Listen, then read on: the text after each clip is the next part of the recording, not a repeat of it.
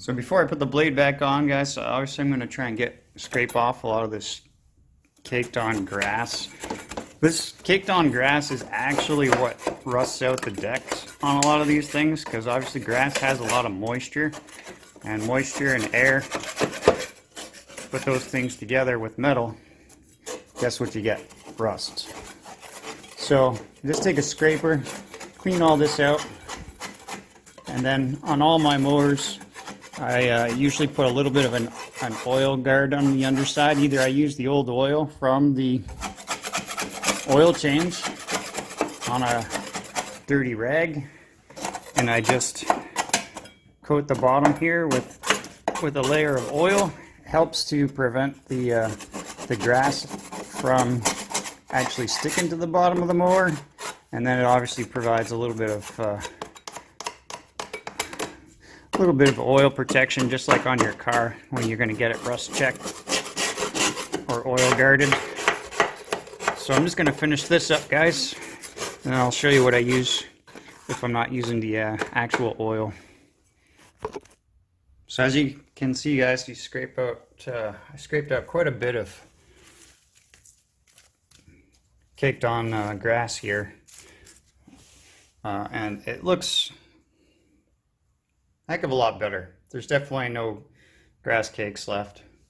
So the product I'm going to use is just made by RustCheck, the people who actually do the oil guards a lot of times on your car. Well, it's at least one company that does it. They make all sorts of different products. I've used a couple of their different products here. This one I'm using today is called Coat and Protect, and it actually forms a pretty substantial layer of protection.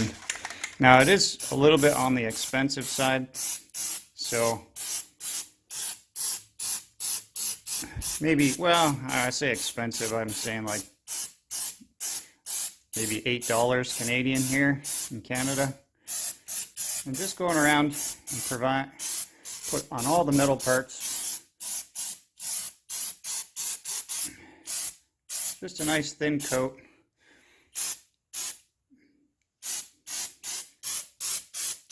And this will help extend the life of your mower deck, guys, so you don't get rusting through.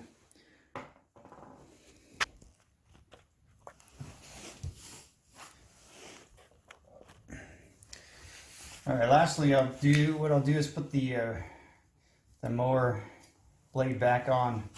Now, don't get in this case, in this mower, it's probably a little bit hard or difficult to put it on upside down, although it's not even possible. A lot of these, it is possible to put it upside down, and what you want to have is the cutting blade side facing up towards the bottom of the deck.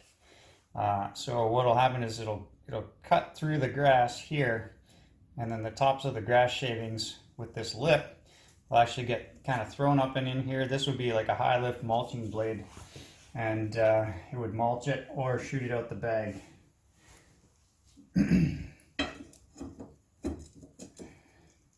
Now the other thing I like to do as well before I put this bolt back on is to actually use a little bit of anti-seize, because I've had some of these actually seize up. So I'm going to just put a little bit of anti-seize on before I put that bolt back in. So there we go, a little bit of anti-seize. Doesn't have to be a whole lot, guys, just enough. It'll spread throughout those threads there. And just make getting it off again later nice and easy.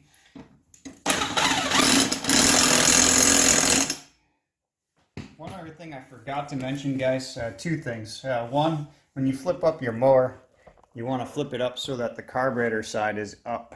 And the other thing you want to do when you're working underneath here, just to prevent any possible starting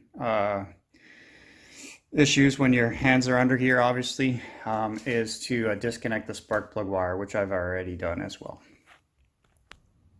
So I've got the mower flipped back up on its side there. The oil is finished draining out. I'm going to put some new oil in it. Today's oil of choice, just because it happened to be on sale, is Pennzoil 10W30. You can use just straight SAE 30 weight oil in your lawnmower, your summer type machines. And what I've got here is a funnel, has actually some lines on there to show how much liquid I have. So that's kind of nice. You're looking at about, I usually start out with between 450 milliliters, so about 12 to 14 ounces. And what I like about this is it actually has a shut-off valve, so I can put it in there. It helps prevent messes, and I just like this setup. It works for me. And once again, I think this funnel may be about 10 bucks at Canadian Tire. So just open up the valve here and drain all that oil into the machine, and then I'll check it. So I've just waited a minute or two to let all that oil kind of settle down into the bottom of the sump here so I get an accurate reading. So what I usually do on these Briggs & Strattons and Tecumseh's, what you do is just put your oil cap in and then you tighten it. Then you pull it out. And the first one I don't usually use as a mark. I usually just kind of wipe it off, put it in there one more time, let it set for a second, pull it out, and then take a look at the dipstick. Now, I'm not sure if you can see that depending on the reflection.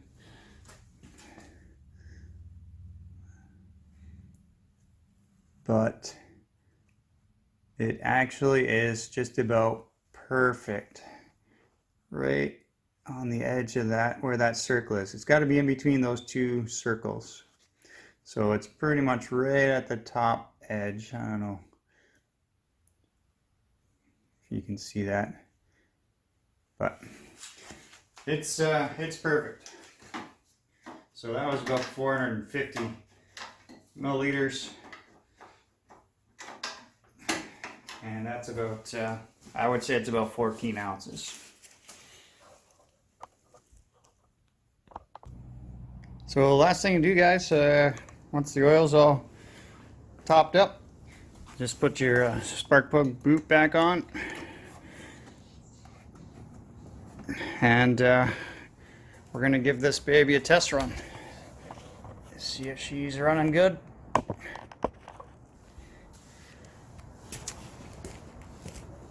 Hopefully we got that auto choke system fixed there.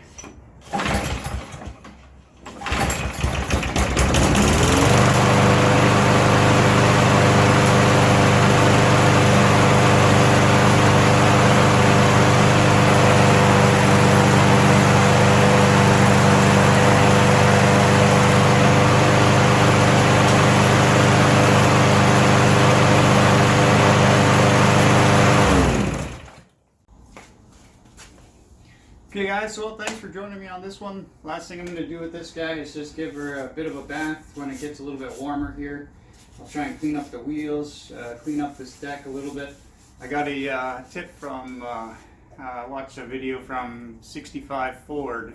If you want, take a look at that guy's channel. He's got an awesome channel, lots of good videos there. He recommends using just straight automatic transmission fluid. Just put a little bit on the deck there. It'll clean it up, give it a nice little shine. And like I said, the more you can clean this stuff up, guys, the nicer it looks, the more you can sort of stay firm on that little bit higher price. But when she's all cleaned up, should be a good little mower for somebody. Once again, thanks for joining me. And if you like what you see, please hit the subscribe button down at the bottom there. And like the video, and that helps us out.